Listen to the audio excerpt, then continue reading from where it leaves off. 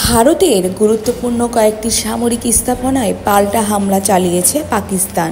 শনিবার ভোরে চালানো এই অভিযানের নাম দেওয়া হয়েছে অপারেশন বনিয়ান মারসুস। নামটি এসেছে আরবি ভাষা থেকে, যার অর্থ সুদৃঢ়ভাবে গাঁথা প্রাচীর বা একটি সুনির্মিত ও একতাবদ্ধ প্রাচীর। এটি পবিত্র কোরআনের সূরা আস-সাফ থেকে নেওয়া হয়েছে, যেখানে বলা হয়েছে, নিশ্চয়ই আল্লাহ সেই সব লোককে ভালোবাসেন যারা তার পথে একটি সুদৃঢ় প্রাচীরের মতো সারিবদ্ধভাবে যুদ্ধ করে।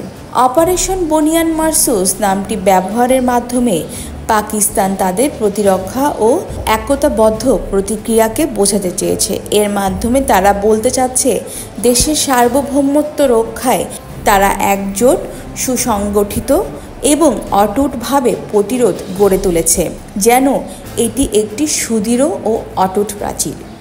দেশটির সরকার জানায়, ভারতীয় ক্ষেপণাস্ত্র হামলার জবাবে তারা এই প্রতিক্রিয়া দেখাতে বাধ্য হয়েছে। পাকিস্তানের দাবি, ভারতের 3টি বিমান ঘাঁটিতে এই পাল্টা আক্রমণ পরিচালনা করা হয়েছে।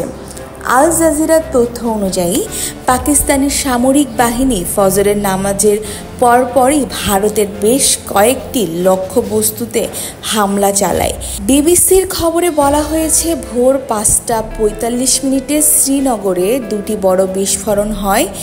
এরপর আরও 3টি বিস্ফোরণের শব্দ শোনা যায়।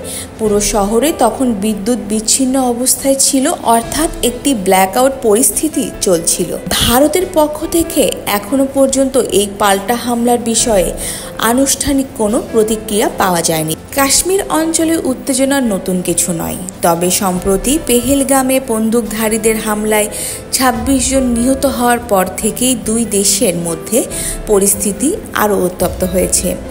ভারত এই হামলার জন্য পাকিস্তানকে দায়ী করলেও ইসলামাবাদ তা অস্বীকার করেছে।